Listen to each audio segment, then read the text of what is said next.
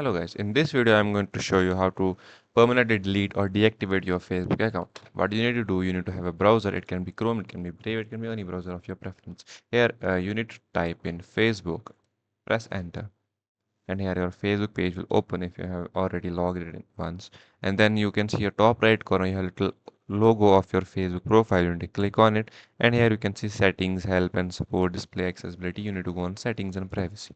Here you need to go on settings again, click on it, and here you can see privacy center.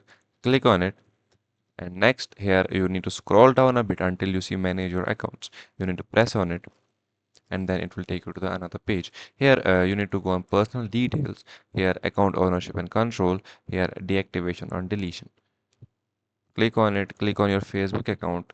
If you have various Facebook account, it will show you that, and you need to press one of them. You need to deactivate or delete.